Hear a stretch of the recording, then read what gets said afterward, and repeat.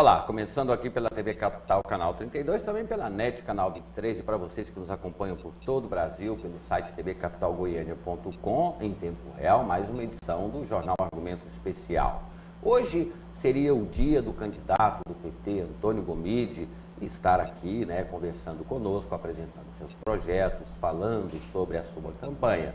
Mas ontem a assessoria informou que, de acordo com a agenda extensa do candidato, ele não poderá estar aqui presente. Obedecendo à lei eleitoral e o acordo há 2 meses, respeitamos, entendemos e justificamos para você que esperava hoje essa entrevista com o candidato Antônio Gomide do PT.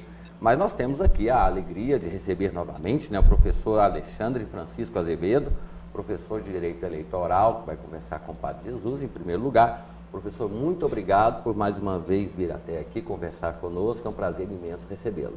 André, eu que agradeço o convite de poder estar aqui com você, agora juntamente também com o professor Padre Jesus, Padre Jesus Flores, professor, e eu falando, vindo para cá e comentando, que sou um admirador do senhor, sempre assistia o programa e concordava ou não, às vezes concordava, às vezes não concordava com as suas opiniões, mas eu gostava das opiniões, que foge ali. Então, isso é muito bom. Exato, isso é interessante. Eu via e falava, poxa, eu sou agradecido a Deus por causa disso. Eu via alguns programas de jornalistas, de tudo, e falava, eu admirava, achava bonito. E hoje, graças a Deus, tenho a oportunidade de estar aqui com vocês. Para mim, eu quero fazer alegria. Fazer um testemunho também. Eu, quando rapazinho, eu ouvia o Padre Jesus e falava assim, eu penso igual a ele, mas as pessoas não pensam, esse padre é bravo. Aí Deus permitiu que eu pudesse estar ao lado dele, desfrutando da amizade, da alegria e ao lado, Então nunca desista dos seus sonhos. Eu realizei o meu. Padre Jesus, obrigado. Quando eu falo que a experiência, ela conta muito na nossa vida, tá aí um depoimento, Pessoas que, milhares de pessoas, centenas de pessoas que admiram o senhor pela forma que o senhor tem, às vezes um tanto quanto rude, às vezes um tanto quanto muito crítico, mas sempre coerente. Obrigado pela presença. Tá frente a frente aí, ó. Obrigado, então. Doutor Alexandre, por que uma justiça eleitoral?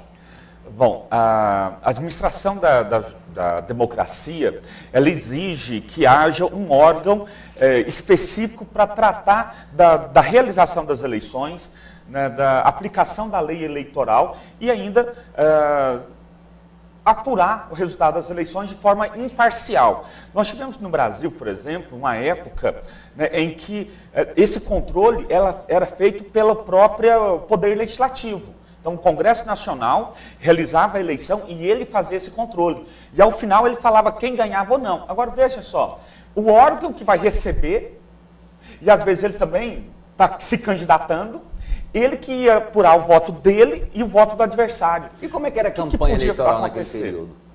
Era totalmente restrita e controlada, Então, nós tínhamos nessa época aí o voto de cabresto mesmo, porque era aquele voto por aclamação, a pessoa levantava a mão, E aí a pessoa fala, não, que é bom esse voto, que era transparente. Transparente nada, Porque a pessoa ou levantava a mão ali, ou lá, depois que saísse ali, levava o prêmio dela. E na televisão, como é que os candidatos se apresentavam no rádio? Na verdade, essa apresentação dos candidatos no rádio, ela vai surgir exatamente depois da criação da Justiça Eleitoral. Até então, a Justiça Eleitoral foi criada no Brasil em 1932, não tinha todos esses acessos e também não tinha uma legislação específica. Então, cada candidata usava ali o tempo do jeito que conseguia. Abuso do poder econômico, político e outras coisas.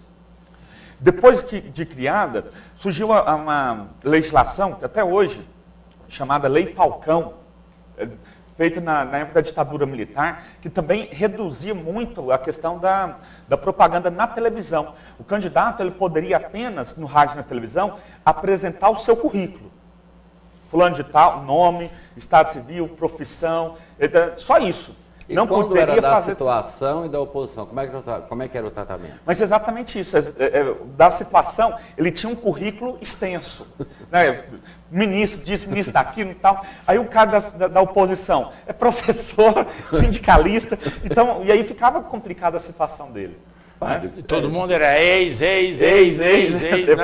E ninguém era nada, né? Ninguém era atual, é verdade. Agora, o legislativo é que controlava a campanha eleitoral e a aplicação da lei? Até 1932, né? Sim, ele que fazia isso, ele que contava votos, né, e apurava. E a gente tem alguns exemplos interessantes. Naquela época, né, um estado do Norte e Nordeste, esqueci agora qual, o candidato ao Senado teve algo em torno de 4.000 votos. E o segundo colocado, algo em torno de 2.000 votos. Mas vamos, início do século, né? Século passado. Então era algo normal, essa quantidade pequena de votos. E aí, esse candidato com 4.000 votos, ele foi para a apuração, né? Apurou 4.000 votos, vai para o Senado validar ou não os votos. E o Senado invalida os votos dele, dizendo que o voto não tinha qualidade. E por que não tem qualidade? Não, porque não tem. E aí, ele que teve 4.000 votos, não foi eleito. E aí alguém que com 2.000 votos, né, o segundo colocado, foi eleito. Era chamada, né, não sei se vocês vão lembrar disso, mas a degola. É o famoso degola. O Congresso Nacional degolava aqueles que não eram apoiados pelos governadores nos estados. E aí, então, era uma coisa completamente manipulada. Completamente, infelizmente, né, ali completamente manipulada. E aí o Getúlio Vargas assume o poder em 1930, por meio de uma revolução, né, em 1932, para reduzir, e aí a inteligência dele, né, de reduzir o controle do poder legislativo, para ele poder permanecer no poder, é que ele cria a justiça eleitoral baseada no modelo da Tchecoslováquia, então. A justiça eleitoral, o pessoal fala às vezes, né? A justiça eleitoral só tem, é que nem jabuticaba, só tem no Brasil. O brasileiro não é tão inteligente nem tão ignorante para criar uma coisa que só existe aqui. Né? Eu acredito nisso.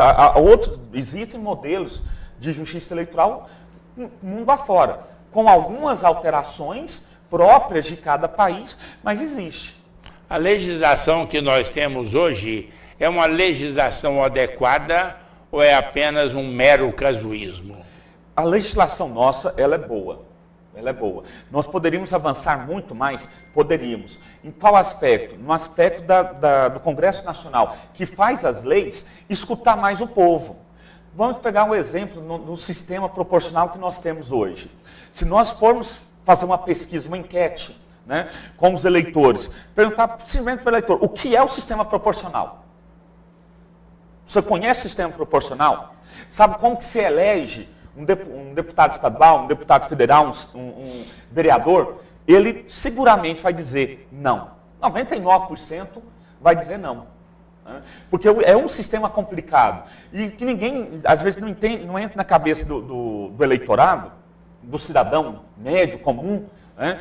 Como que alguém é eleito com 132 votos, ele é eleito, e outra pessoa com 45.000 votos não é eleito no sistema proporcional. O senhor está dizendo o caso do Enéas, né? Do Enéas Carneiro. Né? Em 2002, ele se candidata ali a deputado federal pelo estado de São Paulo, tem uma votação até hoje recorde, até hoje histórica, e elege todos os candidatos do partido dele. E se eu, ou o Padre Jesus ou o André estivesse lá, olha só, e não tivesse ninguém votado na gente, nem a gente mesmo, eu tivesse 0 voto, eu seria eleito representante do povo com 0 voto. Esse é o sistema. Então, eu acredito que às vezes ir às ruas, perguntar, saber o que o povo espera. E aí a gente faria uma legislação, um sistema eleitoral mais adequado. Então, explica para mim como que é essa questão da proporcionalidade na aplicação do número de votos, por exemplo, do Enéas ou então do Tiririca, que levou várias pessoas com ele também. Inclusive Valdemar da Costa Neto. Inclusive ele que ficou condenado depois. Teve que sair preso, né? Infelizmente. Ou felizmente também. Infelizmente. Às vezes é felizmente, dá um Depois exemplo. Depois de Einstein, tudo é relativo. Isso. Então, o que acontece? No sistema proporcional, eu pego 3 fases para eu descobrir quem vai ser eleito. Na primeira fase, é chamada quociente eleitoral. Eu pego a quantidade de votos válidos, isto é, a quantidade de votos dados validamente a partido ou candidato e divido pelo número de vagas. Então, vamos pensar aqui, deputado federal em Goiás. São 17 vagas. Então, apurou as eleições, né? Eu pego ali a quantidade de pessoas que votaram nos candidatos ou nas legendas e divido pelo número de 17. O resultado disso aí é o chamado quociente eleitoral, que é a quantidade mínima de votos que o partido precisa ter para eleger um candidato. Cada vez que o partido atingir esse número, ele elegerá um candidato. Aí, passou essa parte, eu passo agora para a segunda fase, que é saber quantas vagas cada partido vai eleger. Então, eu pego a quantidade de pessoas, de votos, que foram dadas para os candidatos daquele partido, e os votos também de legenda, divido pelo quociente eleitoral, e eu descubro quantas vagas aquele partido vai ocupar. A partir disso, eu passo para a terceira fase, que é pegar ali a quantidade, os candidatos, melhor dizendo, os candidatos daquele partido, e colocar em ordem decrescente de votação.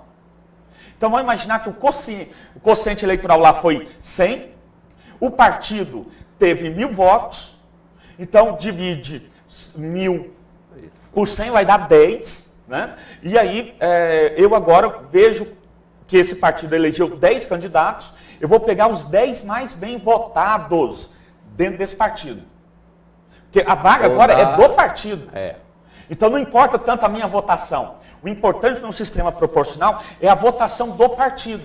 E isso aí às vezes não é esclarecido para a população. Não é esclarecido que você... Por isso que tem que falar quem é o candidato, ou quem são os candidatos que estão com Tiririca, por exemplo, quem são os candidatos que estavam com o Enéas Carneiro. Às vezes o eleitor vota empolgado com o Enéas e elege o Valdemar da Costa Neto. Mas o nome dos partidos não aparece mais na televisão, você vai vendo pessoas mudando assim, não tem nome de partido, não tem nada. Não, no início ali ele tem que falar, e tem que ter uma legenda, pelo menos, né, dizendo a sigla do partido. Candidato partido tal. Não, mas agora existem partidos que fazem propaganda da legenda. Da legenda. Que é o caso, eu posso citar isso aqui, é o caso do PT. O PT, ele tem dentro do estatuto dele, priorizar o voto de legenda. O que é um bom resultado, é um bom andamento. A pessoa votando ali no partido vai estar ajudando todo o partido de forma geral. Já a Marina foi imposto a ela, né? Pede por 50. Isso. Aí não estava no estatuto lugar nenhum, né? Não. Agora, a lei eleitoral, por que ela é tão minuciosa e tão detalhista? Então, né, essa é uma questão complicada. Isso é uma verdade universal, não é só aqui no Brasil, né? Quem faz a lei eleitoral, quem é o autor da lei, quem vai votar essa lei, é o destinatário dela. Então vamos imaginar, e eu sempre falo isso, né? Se fosse o Fernandinho Beiramar que estivesse fazendo, né, fosse convidado para elaborar e votar a lei antidrogas, que ia sair, né? Então, assim, infelizmente, não sairia uma coisa muito boa. Na legislação eleitoral, embora ela também seja muito detalhista, às vezes, nesse detalhe, é o pecado dela, é a falha dela. Porque aí vai colocando tanto detalhezinho, que aí o candidato fala, olha, se eu conseguir tirar esse detalhe, eu transgrido a norma, eu não observo a norma sem transgredir essa norma. É só assim, o candidato não, quem está no poder, né? Porque o candidato ele não tem poder de para justamente criar problema para os outros e para impedir que aqueles que podem crescer não possam crescer. Exato, isso aí também pode acontecer. Por isso que a legislação eleitoral ela tem que ser aprovada e publicada um ano antes das eleições, para evitar exatamente os casuísmos. A gente já teve muito no passado. A eleição, uma lei eleitoral que era mudada às vésperas da eleição. Às vezes para prejudicar Ciro Gomes, outra vez para prejudicar Lula, outra vez para prejudicar os nanicos. Exatamente. Tivemos tudo isso já, e aí mudando ali em cima da hora, o partido já tem uma programação, né? Já sabe. Mas agora está havendo uma certa estabilidade com esse casuísmo que temos? Sim, nós estamos caminhando à medida que a própria Justiça Eleitoral ela começa a entender o papel dela, o STF também começa a entender que não é adequado se imiscuir tanto em questões políticas, não questões eleitorais, mas questões políticas mesmo, né? De economia interna do partido. Por exemplo, nós tivemos casos da verticalização. Não é uma questão eleitoral em si, é mais uma questão de política, né? E eu pessoalmente sou favorável à verticalização, mas eu acredito que isso aí deve partir da lei, e a cláusula de barreira? Posição. E a cláusula de barreira que foi lançada para moralizar e morreu? Mas o problema da cláusula de barreira, e aí o STF entendeu que ela era inconstitucional, porque se ela fosse mantida da forma como estava, ia reduzir os partidos a 2, 3. Precisa de mais? Né? Para que se garantir uma democracia como a do Brasil, sim. Por quê? Porque o Brasil, diferente da democracia norte-americana, a democracia do Brasil ela é muito heterogênea. Né? Nos Estados Unidos ela é mais homogênea. Ou você é de um partido ou você é do outro e acabou. E resolve-se mais ou menos por ali. Os democratas, né? E ali os republicanos. Então, liberal ou conservador, né, fica nisso. No Brasil, a gente não, né, pela própria história que nós temos, é muito difícil ter aquela identificação com apenas 2 partidos. Né? Então, eu acredito, pessoalmente, que no máximo 6 estaria de bom tamanho. Só que isso tem que partir, né, entendeu o STF, de uma questão real, da própria sociedade não aceitar, e não do legislador ao impedir a criação de um partido. Esse aí foi o maior problema, que a legislação da cláusula de barreira, ela visava impedir a criação de outros partidos. Ou então eliminar aqueles que não atingissem um determinado número de votos. Exato. Não conseguisse ali, no mínimo 5%, né, faria o quê? O partido deixaria de receber cotas do fundo partidário. E aí o fundo partidário iria só para os partidos grandes. Esse talvez foi o maior erro dessa lei. Porque quando você fala que o fundo partidário, pegava 1% só do fundo partidário e dividia com todos os partidos. Os outros 90% dividia somente entre os partidos que eu tivesse mais de 5% da votação. Em princípio parece bom? Parece. Só que o que acontece? Aqueles partidos que obtivessem a cláusula de barreira, tivessem uma grande votação, iam ter sempre grandes votações, porque teriam recursos. Os partidos pequenos, do outro lado, sempre continuariam sendo partidos pequenos. Então a gente entraria naquele ciclo vicioso. Agora, outros países, como por exemplo os Estados Unidos e as grandes democracias no mundo, não têm essa quantidade de preocupações na legislação eleitoral, não, né? Aí vem a questão também histórica, né? No Brasil, a nossa história é muito de paternalismo. Né? O Brasil tem isso, essa coisa de tutelar muito a vontade das pessoas. Então, cria legislação para muitas coisas. Por exemplo, nos Estados Unidos, já é na parte do liberalismo. Vai para a guerra, né? Faça, né, enriquecer uma bênção. Então, no Brasil, o cara rico é porque fez alguma coisa errada. Então, ele não pode abusar muito dos recursos, do dinheiro, aqui no Brasil, né? Se controla muito. Então, você quer ir no rádio e na televisão? Beleza, vai no horário eleitoral gratuito no Brasil. Nos Estados Unidos, quer ir para a rádio e na televisão? Beleza, dá conta de pagar? Dá, então vai. Não dá conta de pagar? Então, filho, lamento. Então o Brasil, o Estado paga para os candidatos. O Brasil banca, de certa forma, a democracia. Por isso que essa questão do financiamento público, ela deve ser um pouco discutida mais abertamente, explicando para a população que o que já existe é 90% em média do financiamento público. De que forma? Por meio por exemplo, nós estamos tendo agora a propaganda no rádio e na televisão.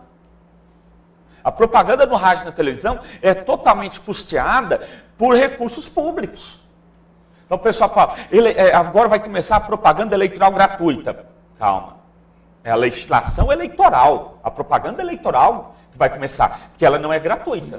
Porque o Estado paga para as empresas de comunicação.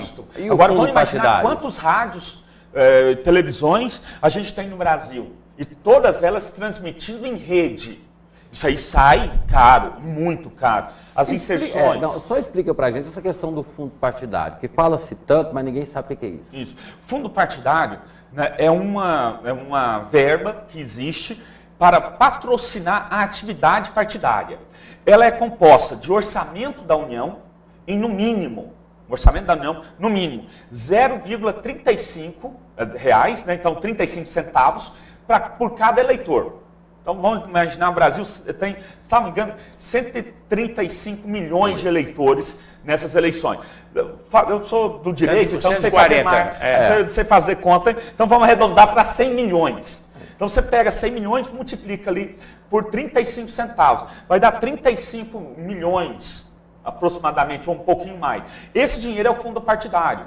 Aí, André, você não estava viajando no dia da eleição e você não votou e não justificou o voto. Resultado, vai pagar uma multa eleitoral.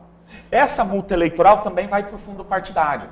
Então, toda multa que a Justiça Eleitoral aplica também vai para o fundo partidário. Então, nós temos, no mínimo, 35 centavos por cada eleitor, vai para o fundo partidário, e nunca fica só no mínimo. Geralmente, a União destina mais dinheiro que isto. Tá? E aí, esse bolo, esse dinheiro todo, vai ser dividido entre os partidos. De que forma? 5% igualmente entre todos os candidatos, em todos os partidos, desculpa. Em todos os partidos. 95% vai ser dividido entre os partidos proporcionalmente à representação deles na Câmara dos Deputados. Por isso que a briga é grande para ter muitos deputados federais. Por isso que se lança Tiririca, Romário e outros artistas na tentativa de conseguir eleger muitos deputados federais. Porque quanto mais deputados federais tiver, mais dinheiro do fundo partidário eu terei e também mais tempo no rádio e na televisão. Porque os programas chamados de gratuitos são pagos através de uma negociação entre o Estado e cada empresa em particular. Não é entre cada empresa. É que tá. A própria empresa ali tem associação dessas empresas, da imprensa, né? E divulga ali o índice de Ibope, né? Da audiência daquela empresa. Então, quanto maior a audiência da empresa, também maior a fatia dela que o Estado vai ter que pagar. E aí faz isso nessa proporcionalidade. Agora, a questão das penalidades da lei eleitoral. Quais são os crimes que configuram dever de cassação de candidaturas? Sobre toda aquela atividade ilícita que comprometa a lisura do pleito eleitoral, o bom andamento do trabalho eleitoral e a consciência do eleitor são puníveis com a cassação do diploma ou do registro. Isso aí entra como? A compra de voto, que é a questão do eleitor, o abuso do poder econômico, também com a lisura do pleito. Vamos imaginar o candidato que vai fazer um showmício. Né? O showmício está proibido desde 2006. Então, a partir do momento que ele faz um showmício, ele, um artista, né, vai lá e canta, né, faz sua apresentação, esse candidato ele pode vir a ser cassado por conta disso. E ainda aquela famosa utilização, né, que todos nós já sabemos, infelizmente acontece com uma certa frequência no Brasil, que é utilizar a máquina pública, a máquina do Estado, em favor de alguma candidatura. Agora, a Justiça Eleitoral tem como controlar com eficiência esses crimes? Controlar, ela é uma questão mais complicada, porque o controle ele está ligado a uma atuação preventiva. Infelizmente, né, não temos mecanismos aptos, né, hábeis a controlar preventivamente, mas sempre que possível, o candidato prejudicado entra com a ação e a Justiça Eleitoral concede uma liminar para aquela situação cessar, parar ali, para não se comprometer o bom andamento do pleito eleitoral. Agora, doutor, rapidamente, nós estamos sem presidente do Brasil, né? Porque o presidente do Brasil é a presidente do TSE, que tem poderes até de agir contra quem está legitimamente nos representando no Brasil, né? Como é que se explica isso? Nós temos um apagão de 3 meses de comando aqui no Brasil inteiro. É um mal primeiro da reeleição, então o mal da reeleição, que é o candidato que está, está no cargo, né? E ele também está se candidatando à reeleição, ele tem que dar um jeito de controlar essas duas coisas ao mesmo tempo. Isso é muito complicado. Andar com o advogado do lado. E o melhor é que ele não tivesse a reeleição, e que não tivesse reeleição para todos os níveis. Porque, por exemplo, você colocou bem aí a questão de não ter lei. Você não vai ver reunião do Congresso Nacional, você não vai ter reunião da Assembleia Legislativa aqui no estado de Goiás, você não vai ter reunião das câmaras de vereadores, aqui em Goiânia mesmo. Muitos dos vereadores, embora não seja eleição municipal, mas muitos dos vereadores são candidatos. E aí o resultado, eles priorizam, infelizmente, mais a campanha deles do que a função legislativa deles. Então, o que seria melhor? Proibição da reeleição, ou, pelo menos, se vai ter reeleição, que ele tenha que renunciar ao cargo. Agora, o dia das eleições era um dia de agitação, de boca de urna, de passeatas, de correria, e agora, de repente, houve um corte geral. O que está proibido para o dia das eleições?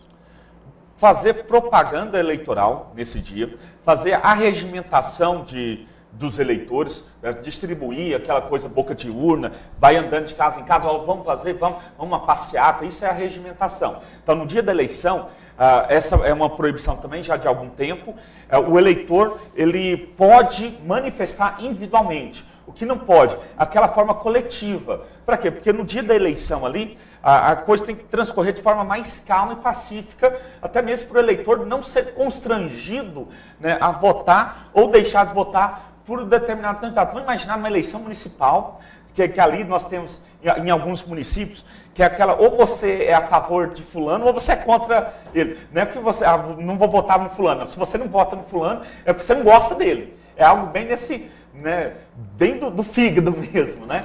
Então, para evitar esse tipo de coisa, que não pode existir no dia da eleição a propaganda eleitoral. Mas o eleitor pode, por exemplo, comparecer na sessão eleitoral portando ali um adesivo, um dístico de algum candidato Mas não pode ir em grupo, não. Não pode ir em bando. Né? Mas isso aí não vai contra. Mas isso aí não é uma forma errada de atuar? Não deveria ter a força pública, a polícia, e conduzir, como conduz agora esses torcedores, torcida organizada para o estádio? Não proíbe. Não deveria a força policial deixar que as pessoas fizessem o seu trabalho, manifestassem sua vontade e coibir abuso? Mas o grande problema aí você resolve o problema maior. Mas o problema maior é que depois de iniciado o tumulto, é difícil controlar. Vamos imaginar que num grupo de torcida, por exemplo, como você colocou, é muito comum, a polícia está levando, e daqui a pouco os torcedores encontram com o outro, ou começa a briga interna ali dentro mesmo, de repente a polícia começa a descer o cacete em todo mundo. Imagine isso num dia da eleição. Né? Dispersar. Mas imagine isso aí num dia da eleição. Que a pessoa deveria comparecer para votar, de votar de forma mais livre, de forma mais tranquila. Mas o senhor não está colocando tudo por baixo, não? Como se todo eleitor fosse brigar, fosse bandido? Não é de todo eleitor brigar. Mas é para evitar que aquele eleitor que não for brigar seja impedido de exercer o seu direito por conta dos brigões. Infelizmente, André, isso é uma realidade, né, ainda do Brasil, que muitos candidatos, embora eles pregam, olha, nós vamos fazer uma propaganda propositiva, nós vamos fazer uma propaganda de nível, nos bastidores, os apoiadores dele vão lá para o submundo, infelizmente. E a internet serviu muito para isso, não? Serve muito para isso. E aí a Justiça Eleitoral, nesse caso, ela tem atuado, no meu entender, de forma bem racional, porque ela fala, olha, no que tange a liberdade de expressão, a gente tem que garantir o excesso. Aí a gente pune na medida do direito de resposta ou retirando alguma fala mais mais feroz, por assim dizer. O senhor, como assessor do TRE, o que teria alguma coisa para lembrar de forma especial para os eleitores no próximo dia da eleição? Tenho sim. Duas coisas. Primeiro, escute a propaganda eleitoral. O pessoal costuma falar, no horário da propaganda eleitoral vou fazer outra coisa, vou fazer isso, vou fazer aquilo. Não faça mais isso. Escute a propaganda eleitoral. Meça os seus candidatos. Compare as propostas. Veja o passado de cada candidato. E aí, no dia da eleição, a segunda coisa, vote com consciência. Primeiro, escute a propaganda eleitoral. Compare, escolha. No dia da eleição, vote com consciência. Só uma pergunta, Jesus, espera só um minutinho. O senhor fala de coibir excesso, mas todo mundo sabe que está todo mundo rodando aí com gasolina de candidato, todo mundo sabe que está comprando cabo eleitoral, essas coisas assim, e a justiça, ela proíbe as pessoas de saírem. Por que não coíbe agora?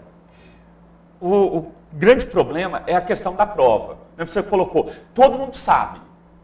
Não, mas a hora que chega a acusação... Não é só um agente ir no posto, para no posto, que vai ver o tanto de requisição entrando lá e com o negócio do candidato pregado nas costas. Mas a Justiça Eleitoral, ela atua como ramo do Poder Judiciário, ela não pode aplicar a lei sem ser provocada. Então, nós precisaremos dos agentes fiscalizadores, como o Ministério Público Eleitoral, os próprios candidatos, um fiscalizando o outro, para entrar com ação, ter testemunhas, ter provas, e aí sim a Justiça Eleitoral punir. Tá, uma outra questão, no interior é muito comum, no dia da eleição fecha todos os postos de combustíveis. Isso. Não é autoritarismo? Também é autoritário, como é também autoritarismo, fecha todos os postos, no dia da eleição, lei seca, que não é lei. Todo mundo fala, não, agora vai ter a lei seca. Na verdade, é uma portaria do juiz prender, que proíbe a venda de bebida. Veja, proíbe a venda, não proíbe o consumo. Então, se você for precavido, a pessoa que bebe for precavida, vai lá, compra a bebida. No sábado, tá tranquilo, pode tomar a bebida. Doutor, assim, desculpa, padre, falar sobre isso, mas entra todas as questões sociais, saúde, educação, essas coisas. Na eleição passada, nós tivemos um caso aqui em Goiânia de várias pessoas que cometeram homicídios, essas coisas, estavam andando livremente porque não podem ser presas. Na verdade, isso aí ela tem uma errônea interpretação. As pessoas às vezes colocam a culpa na legislação eleitoral. Na verdade, não é. A prisão de qualquer pessoa nos 5 dias que antecedem, agora me fugiu a data, não sei se é 5... de 5 dias. São 5 dias antes e 3 depois. Antes e 5 dias depois da eleição, não pode haver a prisão arbitrária dos eleitores. Exatamente por causa do regime ditatorial. Vamos tirar o eleitor e vamos colocar aí criminoso. O criminoso. Tudo bem, mas não pode prender, né, essa pessoa de forma arbitrária. Mas eu posso prendê-la como? Flagrante delito. Então a pessoa foi pega, está matando. Eu posso prender flagrante delito. Mas se ela tiver eu posso prender por conta de uma condenação? Posso. Não. Por condenação criminal, eu posso. Uma condenação, ela não pode ser presa. Não, só se ela cometeu um ato. O que eu não posso é por aquelas prisões preventivas. A prisão decorrente de uma condenação, ela pode ser feita. Saiu do flagrante, a pessoa não pode ser presa. Só por preventiva. Preventivamente. Então vamos imaginar que a polícia está investigando um crime, descobriu o autor e representa para o juiz, juiz criminal, a prisão dele. Veja, é uma prisão preventiva dele. Não foi preso em flagrante e nem foi condenado ainda. Então ele não pode ser preso nesses 5 dias. Isso. Tá ok? Agora, se ele foi condenado, aí pode ser preso. E veja, a prisão preventiva, no Brasil, ela só serve para 2 casos. Evitar, a fuga do criminoso e 2, evitar que o criminoso destrua provas. São só nesses 2 casos, no Brasil, que nós temos a prisão preventiva. Nos demais casos, ou é a prisão em flagrante, ou é a prisão decorrente da condenação. Vamos mudar 2 minutos, vamos inverter um pouco. O senhor disse que algumas coisas o senhor não concordava com o padre Jesus. Pode ir, o senhor podia dizer algumas coisas aí para o padre. Não. Dentro da democracia, né? Dentro da democracia. Mas é alguns posicionamentos dele, que às vezes eu não concordava, mas eu não lembro aqui de nenhum específico. Era uma fala assim. Eu lembro mas eu gostava do contraponto que ele fazia sempre com os candidatos. Até já tem tempo isso, mais de 10 anos, Fábio, mas me marcou. O senhor estava num debate sobre religião, né? E uma pessoa, né, uma mulher, né, respondeu falando, olha, essa é a minha verdade. Aí o senhor respondeu para ela, olha, se é a sua verdade, então não tem o que discutir, que a verdade de cada um não se discute. E eu concordei, nesse ponto específico eu concordei com o senhor e achei bem pontual, que é realmente. Tá bom, muito obrigado então, bom trabalho do senhor. Obrigado. Muito obrigado. Nós agradecemos muito, né, ao doutor Alexandre Francisco Azevedo, professor de Direito Eleitoral, né? Lembrando que nós temos aí quase 50% do eleitorado que vai decidir os nossos representantes nessa faixa de 18 até 23 anos. Então, um jovem falando para o jovem é importante para você entender aí que você, jovem, vai decidir o futuro do Brasil. A gente vai para um breve intervalo comercial, depois nós vamos falar das mudanças, né? Porque antes eram nuvens, hoje são meteoros, né? A cada dia situações novas acontecem. Um instante só.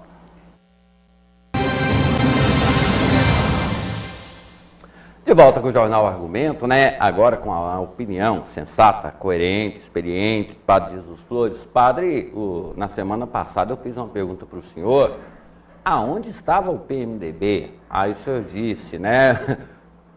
Deu aquela resposta. Agora o PMDB, padre, é a noiva a ser cortejada. O PT insiste em manter, negociando ministérios, e o vice da Marina já disse que não se governa o Brasil sem o PMDB. Porém, sem entregar o governo para o PMDB. Como é que se explica essa história, padre? A noiva ser cortejada. E que noiva é essa? Não tem como não ter apoio dos partidos políticos para governar qualquer país. Não é só o Brasil, não. Veja a quantidade de problemas que o presidente americano tem, porque a Câmara Baixa é contrária a ele.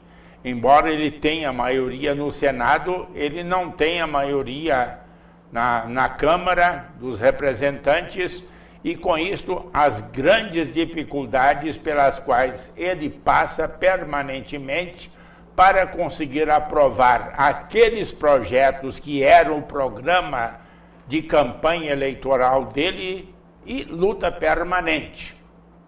Então não tem como governar sem a participação de partidos e mais de partidos que de fato deem uma maioria folgada para que então o governo possa mandar projetos, possa fazer alterações, possa conseguir aquilo que é necessário e que é urgente.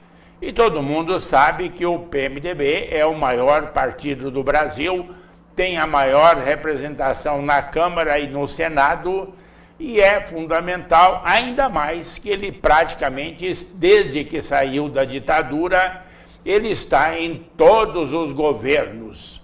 No governo José Sarney, no governo Itamar Franco, no governo Fernando Henrique Cardoso, nos governos Lula, no governo Dilma, e não tem como governar sem uma maioria.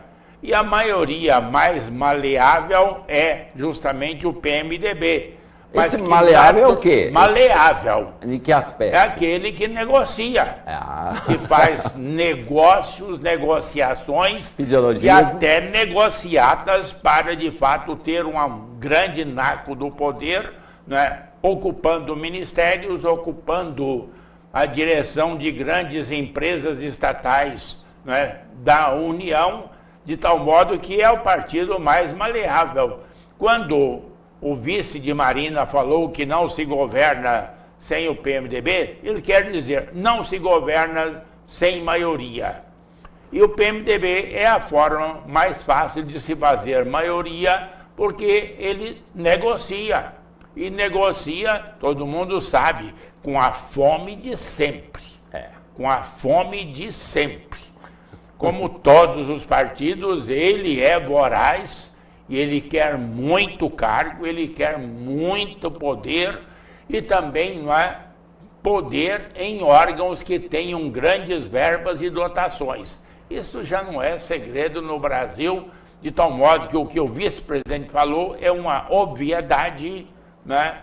E ou com o PMDB ou com outros partidos é preciso fazer aliança. E aí o moralismo exacerbado de certas candidaturas vai ter que dobrar a espinha, vai ter que negociar, porque do contrário a vida dela se torna um inferno e pode acontecer o que já aconteceu no Brasil, de pessoas que chegaram à presidência e não governaram porque não tinham apoio parlamentar. É o caso do Jânio Quadros e é o caso também de Collor de Mello, sem qualquer outra referência. Só o fato de não ter apoio parlamentar já torna o candidato fragilizado e sem condições de governar o país.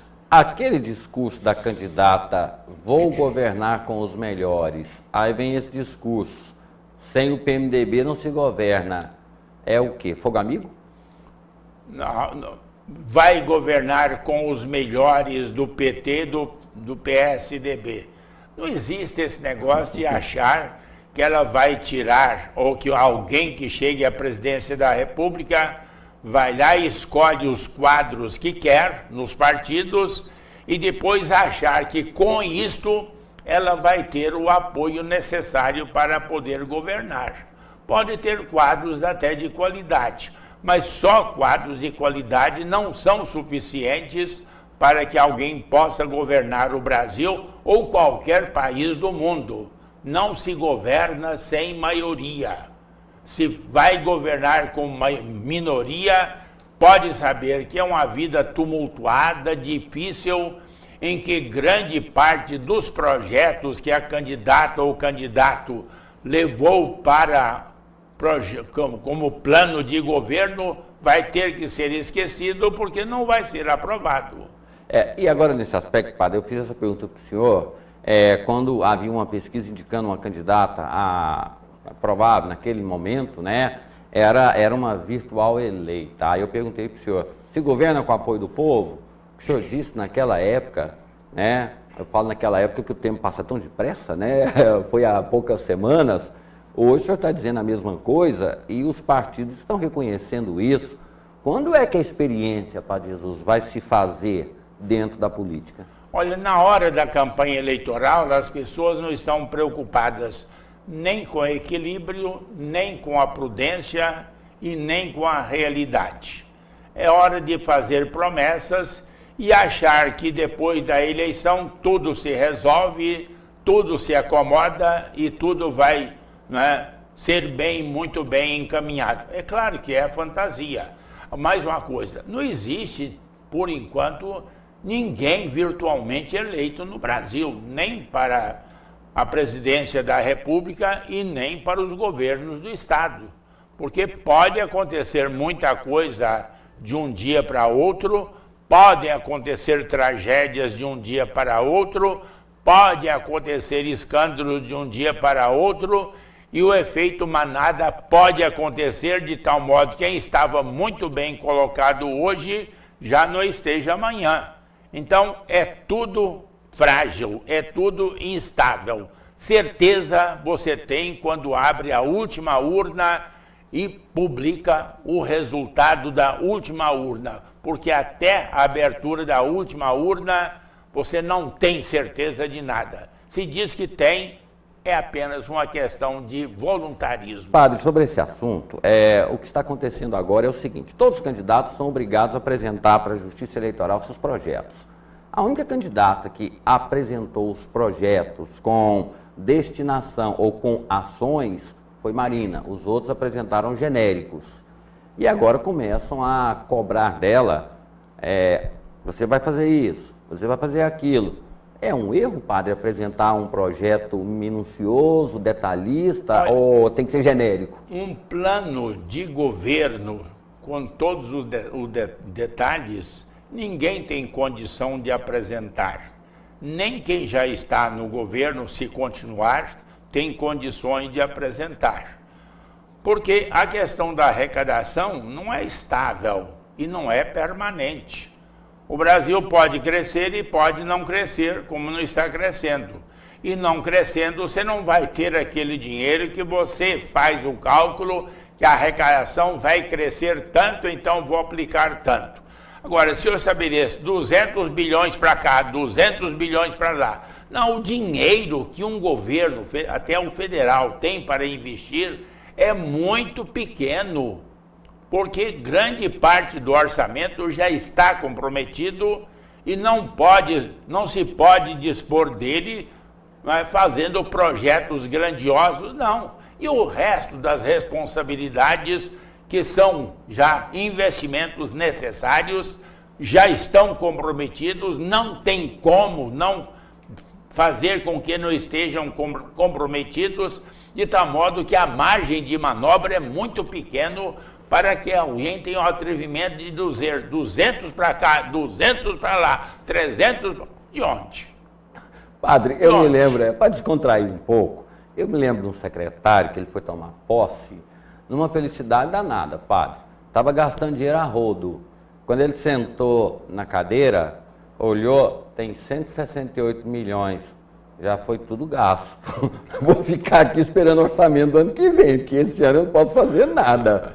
É uma forma real da gente achar humor na realidade, porque o orçamento ele é aprovado no ano anterior. O orçamento é aprovado no ano anterior, e esse orçamento para quem vai governar 2015 já foi apresentado, né, já foi aprovado, de tal modo que qualquer um que entrar já está amarrado também por esse orçamento. Para 2016, então, vai ter o orçamento que ele vai apresentar, não é? Que poderá fazer as alterações, mas sempre dentro dos limites do orçamento, porque não adianta fantasiar. Não podemos ficar eternamente aumentando a dívida e contando com endividamento para realizar as obras ou para realizar determinados projetos, porque também eles devem ser pagos um dia. Ok. Se tiver a pesquisa que foi divulgada, padre, porque é complicado, a cada dia aparece uma nova pesquisa e essas pesquisas, né, elas passam a ser interpretadas, eu não consigo entender agora, até hoje, o que é regular. Para quem está no poder, regular é ótimo, né? Para quem está na oposição, regular puxa para baixo. Padre Jesus, os números começam a ser comemorados, e aí tem uma piada na internet dizendo o seguinte, hoje é quarta-feira, mas de acordo com a margem de erro, pode ser terça ou pode ser quinta. Não, por enquanto é cedo para celebrar e para dizer já venci esta eleição. E mesmo a diferença nas pesquisas é muito pequena. É muito pequena, tanto para o primeiro turno como para o segundo turno, é muito pequena. É claro que estão numa situação vantajosa a Dilma Rousseff como a Marina Silva, estão numa situação vantajosa pelas pesquisas, mas também o Aécio está crescendo. E ninguém pode sepultar nenhuma candidatura, a não ser aqueles que estão lá em menos de... pouco acima de 0 ou menos de 1. Cuidado, teve um candidato aqui, ele aparecia com nada, disse que vai estar no segundo turno. Tá, na cabeça dele, né? Ele tem que dizer isso, a gente acha graça, todo mundo acha graça, mas para eles têm que falar, porque se eles disserem que já estão derrotados, então para que está perdendo tempo fazendo campanha? Eles têm outros projetos com as campanhas, não é uma disputa do cargo. São outros projetos. E aí eles estão cumprindo a obrigação deles dentro da disciplina partidária. Mas, por enquanto, ninguém pode cantar vitória e ninguém pode preparar o terno da posse, porque é muito cedo ainda. E quando o senhor fala isso, padre, eu fico assim, atento, porque a experiência do senhor é imensa nesse aspecto e consegue enxergar esse cenário. Agora, por falar em cenário, né, foi feita uma projeção do segundo turno entre Dilma, Marina, entre Dilma e também a Aécio Neves, a Marina e a Aécio Neves, né? A gente deixa isso, padre, vamos para um aspecto que a presidente Dilma ela tem 33% de rejeição, Marina Silva tem 22%, a Aécio tem 21%. Quem não está no poder, padre, tem uma rejeição desse tamanho. A que se atribui isso? Porque o poder desgasta. Quando a pessoa diz que rejeita, é porque não vai votar no candidato. Quem está no poder pode ser rejeição pela rejeição e pela forma como a pessoa está governando. Então, é rejeição verdadeira. Agora, a rejeição de quem nem sequer é conhecido e sempre já entra com rejeição. São pessoas que não gostaram da candidatura, que não gostam do candidato ou que não vão votar nele e já, então pensam em votar em outro, já colocam também a rejeição. Mas isto não é um valor absoluto, porque se a rejeição radical, né, não impedisse que a pessoa pudesse chegar a um mínimo do número pelo qual pode ser eleito, é claro que a chance dessa pessoa é nula também, né? Se a rejeição é muito alta, existe rejeição e rejeição. Rejeição por não conhecer, por não se interessar, por não estar de acordo, ou então porque rejeita mesmo a política que a pessoa está praticando no momento. Padre, o assunto agora é a CPMI da Petrobras, né? O ex-presidente da Petrobras, que disse há 5, 6 meses que não morreria sozinho, virou agora delator e disse que tem mais nomes. E ele foi depor na CPI essa semana e disse, ficou em silêncio, entrou em silêncio, saiu em silêncio. Agora, informações aí já dão conta de que o membro do PT tinha ligação com aquele doleiro, padre. Vai para o Supremo Tribunal Federal, com o novo presidente do Supremo Tribunal Federal. Dá para a gente pensar aí numa ação penal 470, segunda parte? A saga continua? Olha, ele começou a falar, e falar sobre segredo de justiça, criptografado para que não fosse, né, divulgado e esparramado. No entanto, no dia seguinte, uma revista trouxe já dados e informações com nomes, né, tudo seletivo, muito bem escolhido, com uma finalidade bem precisa.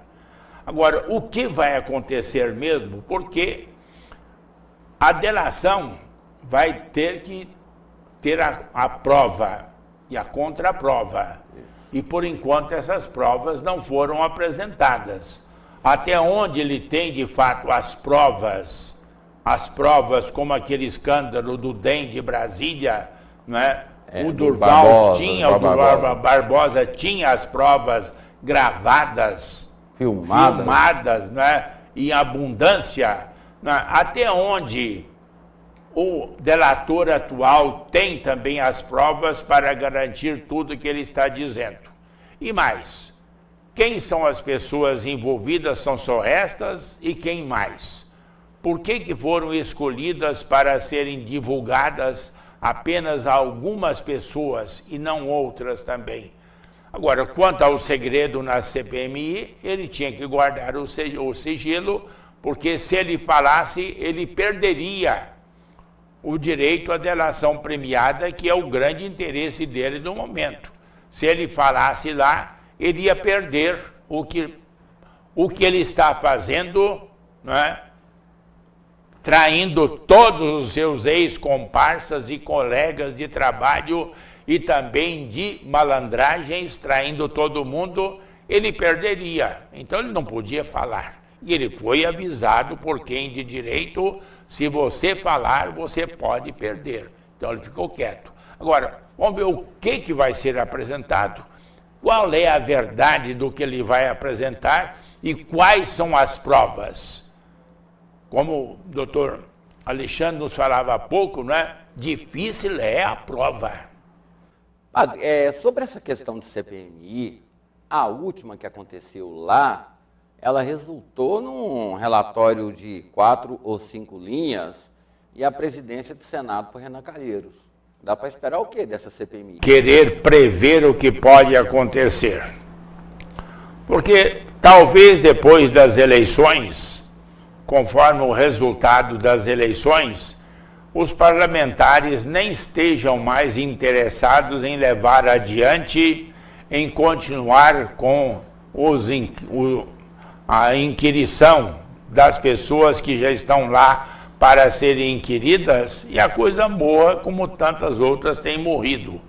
Não creio que haverá um ardor e um entusiasmo muito grande para levar avante esta CPMI depois das eleições, porque muito do interesse dela foi justamente por causa das eleições. Queriam derrubar quem estava no poder e viram aí um caminho para derrubar quem estava no poder. Se chegar atrasado, não haverá o mesmo interesse nem o mesmo empenho por parte dos parlamentares e nem da oposição. Quem foi eleito vai cuidar da vida, quem não foi eleito vai cuidar de arrumar as gavetas para voltar para a sua casa, de tal modo que é imprevisível, inclusive, a continuação desse trabalho da comissão Câmara parlamentar. E no Senado, né? Agora, ele não vai morrer no Supremo Tribunal Federal, não, padre, porque já está no Supremo Tribunal Federal, inclusive foi levado para lá por questão de fórum privilegiado de algumas pessoas envolvidas. Joaquim Barbosa não está lá. Será que eles vão ter esse interesse todo em também ficar o dia inteiro na televisão, com aqueles votos, aqueles negócios todo, porque dá audiência? Eu não creio que depois de uma dose daquele tamanho e daquela carga, o Supremo vai ter disposição, porque afinal, para fazer aquilo que foi feito, muita coisa importante ficou relegada para um terceiro, quarto plano. Muita decisão fundamental para a vida do país foi esquecida lá nas gavetas. Eu não creio que vão fazer mais algo semelhante àquilo que aconteceu. Aquela gana de julgar, de condenar e condenar com o máximo rigor, eu não creio que haverá uma segunda disposição para isso. Inclusive, criou-se o critério da presunção, sem questões partidárias, sem nada, né? José Dirceu, ele foi condenado presumindo que ele era o chefe da quadrilha e não havia provas. Então surgiu inclusive todos os advogados do Brasil ficaram parados naquela época para entender a cabeça dos ministros, né? Aí vieram várias coisas, entre elas essa questão da presunção, né? Bom, com presunção eu não posso condenar ninguém, né? O domínio do fato que foi utilizado. E agora, inclusive, o presidente atual questiona isso, como muitos advogados questionam, inclusive quem é o autor da teoria também questiona. Não creio, não haverá uma segunda ação 470 no Supremo tão cedo. Tem muita coisa mais importante e mais urgente para fazer pelo Brasil do que mais um processo tão clamoroso e tão escandaloso como foi aquele. Exatamente. A gente faz um breve intervalo comercial e depois a opinião do Padre Jesus sobre o que está acontecendo em Goiás. Já tem partidos aí que se apresentavam aí como desculpa a expressão, padre, virtualmente eleitos, já estão dispensando aí os cabos eleitorais, o pessoal trabalhando todo, e uma força contra outra força. A polarização que sempre acontece nas eleições. É o assunto que a gente fala logo depois do intervalo. De volta com o Jornal Argumento Especial com a presença do Padre Jesus Flores. Padre Jesus, muitos candidatos que se apresentavam aí quase como eleitos já estão jogando a toalha, já estão pagando suas contas, dispensando seus funcionários e, como o senhor sempre fala, né? Horário eleitoral está cheio de musiquinha, padre. Não tem projeto, não tem ideia.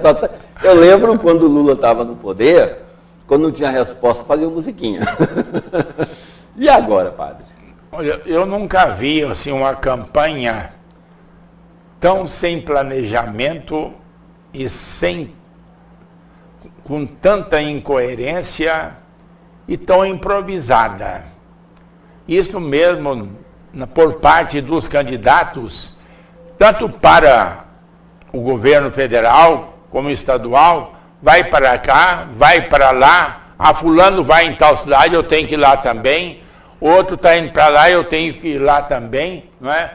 Mas como se estivesse apagando o fogo e não fazendo uma campanha com estratégia, com dinâmicas e com métodos estabelecidos, estudados, planejados. Então está tudo bastante precário, bastante imprevisível e ninguém fez, vamos começar aqui, vamos fazer isto, vamos fazer aquilo, vamos fazer aquilo outro.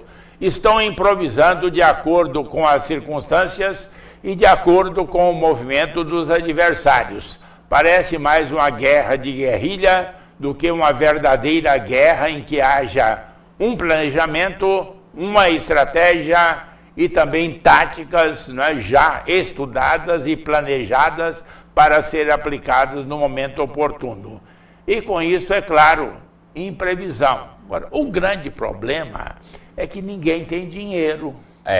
Está guardando para a reta final. Ninguém tem dinheiro, porque já estava previsto que as empresas não iriam soltar dinheiro assim com facilidade, porque cada empresa que solta, ela se torna mal vista na mídia. A empresa tal doou tanto, a empresa tal doou tanto, a empresa tal foi a que mais doou para a campanha tal e tal.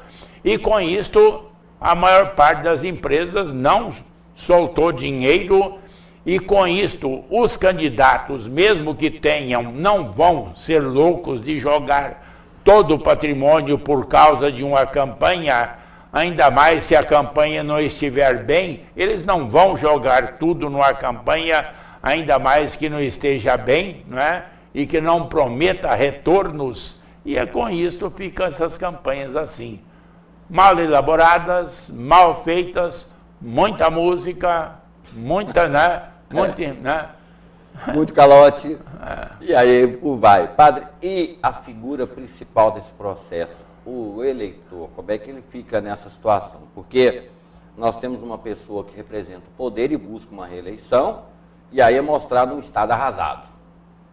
E aí, de um outro lado, um discurso politicamente correto, muito bem, igual o senhor falou para um candidato, eu quero morar nesse país aí, nesse Estado que você está criando. Mas faz parte da estratégia das pessoas de querer desqualificar quem está no poder para dizer que é fantasia, e para querer qualificar a sua proposta como a grande solução para todos os problemas.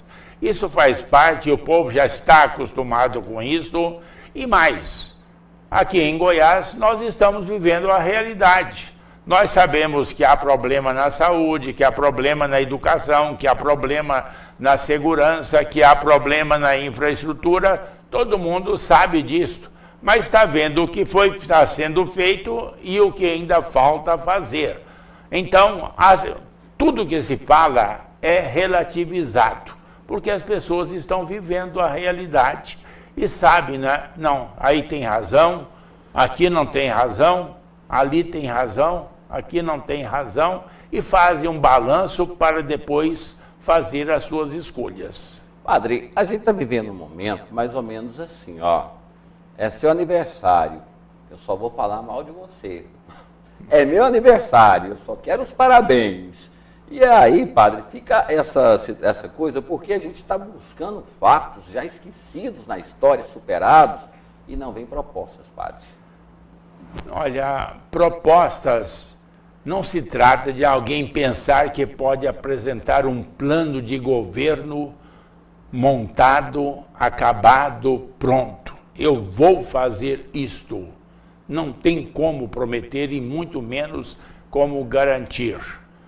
pode apresentar, não, eu vou priorizar a questão da saúde, e eu vou priorizar a questão da educação, e eu vou priorizar a questão da segurança, né? Nada mais do que isto, porque na prática é tão complexa a realidade e exige tanto recurso que o Estado não tem, que a União não tem, que o Brasil não tem.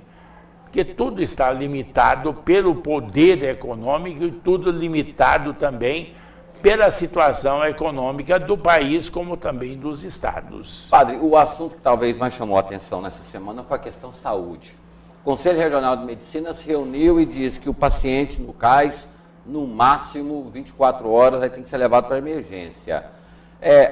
Existem inúmeras ações, decisões judiciais que determinam ao gestor da saúde atender aquela pessoa. O gestor fala assim, só se eu colocar na minha cabeça, porque eu não tenho vaga, coisas nesse sentido aí que a gente está vendo. Recentemente foi votada uma lei no Congresso Nacional que obrigava aquela pessoa que tinha o câncer diagnosticado, ela tinha que ter no máximo 60 dias para começar o tratamento. Como é que se justifica uma situação dessa, padre, dentro de uma realidade que a gente sabe que é um sistema falido, que é um sistema que tem dinheiro, mas é mal administrado, é questão de gestores, engessados nesse seguinte. Aí vem uma determinação e diz, não, pode ficar só 24 horas no CAIS, de lá tem que sair. Agora, a questão de prazos, porque determinadas doenças, elas não têm prazo. Porque quando o paciente chega a um médico e descobre que tem aquele problema, muitas vezes já está tarde. Porque a doença, a enfermidade já evoluiu de um tal modo que já não tem mais, né, cura possível. E se aí, depois que descobriu determinadas doenças, a pessoa vai ficar 1 mês, 2 meses, 3 meses, 1 ano sem atender, bom, aí é só cuidar do enterro, porque vai morrer antes de acabar. Então, tem que ter uma limitação e o governo tem que se aparelhar para colocar isso em prática como prioridade diante da lei e diante também das decisões judiciais. Tem que fazer o possível. Agora essa, em 24 horas, tem que despachar. Aí fica uma coisa meio fácil. Manda para casa. Mas isso pode ser um crime. Devolver determinados pacientes para casa na situação em que eles estão, isso é um crime. Isso é uma decretação de morte para o paciente. E essa solução assim, radical e irracional, isso não tem como ser praticado. Há casos que tem que ter uma solução. E solução, quando precisam ser dadas, sempre há uma forma de se resolver emergências verdadeiramente emergências e sérias. Elas têm que ser resolvidas. Padre, uma coisa, toda pessoa que busca o serviço de saúde, inclusive os secretários falam isso. Estamos atendendo um caso grave, não podemos parar para atender outro. O senhor já teve problemas cardíacos, eu já tive, e tem pessoas que têm AVC, que é acidente vascular cerebral, essas coisas, se apresenta como uma dor de cabeça, o infarto se apresenta até como uma diarreia. Aí tem um burocrata lá para fazer a triagem. Ah, o senhor está com diarreia, para casa. Está com dor de cabeça, não sei o quê. Está com isso, não sei o quê. Essa triagem, padre, ela não é uma forma equivocada? Não, triagem, a pessoa pelo menos tem que ser examinada. Examinada. É ficha. Tem que ser examinada por um profissional competente. Porque não podemos ficar apenas na mão de pessoas que não entendem nada de medicina e vão dar diagnóstico e decretar. Isso então dá um comprimidinho. Então dá um problema para desinteria, um medicamento para isso. Agora, isso é irresponsabilidade total por parte do poder público. Agora, como é que se explica, Padre Jesus? A Organização Mundial de Saúde, ela diz que para cada 1.000 habitantes, no mínimo 100 médicos. No Brasil, para cada 1.000 habitantes, nós temos quase 400 médicos. Por que não fecha essa equação? 1.000 habitantes? Para cada. A Organização Mundial de Saúde, ela diz que para cada 1.000 habitantes tem que ter pelo menos 100 médicos. No Brasil... Não, o número é maior, André. Não, mas assim, trazendo para uma relatividade o número menor. Não é bem esse.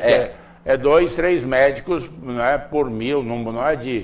Quando coloca aquela questão do porque médico 400 da família, é quase a metade, né? Tem 1.000 pessoas, tem que ter 400 médicos. Mas eles não consideram existe ali, isso. padre, aquele programa da família, Mas que é o isso médico andarilho, que ele acaba atendendo uma quantidade imensa. Sim, de mas pessoas. aí mas não pode ser esse o número de médico 400, virtual. né?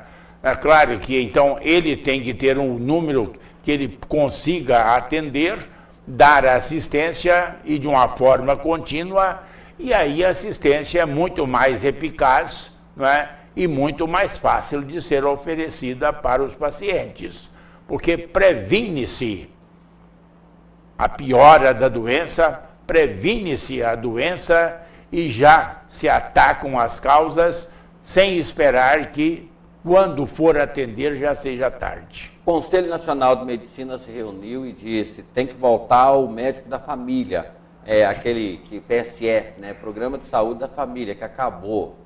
É a solução? É claro que é um projeto e um programa muito importante, né, eficaz, porque já se prevêem os problemas e aí também já se ajuda para que as famílias sejam orientadas para cuidar não só da própria saúde, mas também dos outros membros e até da própria comunidade. É um programa muito importante, necessário. Porém esquecido. Não está morto, não. Não está morto. Em alguns estados. Alguns lugares, sim, mas não está morto. E em muitas cidades o programa continua e continua merecendo atenção. E falam que o SUS é o melhor programa do mundo, como realmente é, só que funciona no papel, na realidade não funciona. Não, com o programa de saúde, agora a execução vai depender de muito mais recursos. Tá. Padre Jesus, 30 segundinhos, aquele assunto que o senhor não pôde, a gente tinha que falar sobre a questão do IBGE, Goiás aí já está terceiro lugar, o estado, terceiro colocado, que mais atrás, gente, já superamos Rio, São Paulo, tantas coisas. Mas é assunto para a próxima conversa. Aquele assunto que o senhor queria falar e não deu tempo. Ou eu não falei? Não é hora de as pessoas quererem fazer prognósticos e já decretar o fim das eleições e já decretar vitória ou derrota de quem quer que seja nas eleições. A competição continua até o dia 5 de outubro. E até lá, tudo é possível, claro, dentro dos limites da racionalidade. Quem está com 1,000, dizer que vai ganhar as eleições, aí já é tolice, né? Mas quem tem perspectiva, sensatez, vamos parar, todo mundo saber, né? Vai ser isto, vai ser aquilo. Coisa terrível a gente escutar a certeza com que pessoas desinformadas dão sentenças definitivas. Parabéns por essa colocação. Pessoas desinformadas dão sentenças definitivas. Com essa frase aí, padre, para a gente explorar como tantas outras que o senhor já disse aqui para a gente. Padre, mais uma vez, obrigado. A sua bênção. E é um prazer imenso recebê-lo aqui. A casa sempre foi e será do senhor.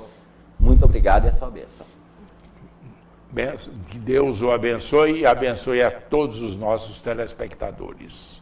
Ok. Chegamos ao final de mais uma edição do Jornal Argumento. A todos vocês, nosso muito obrigado. Fiquem todos com Deus e até amanhã.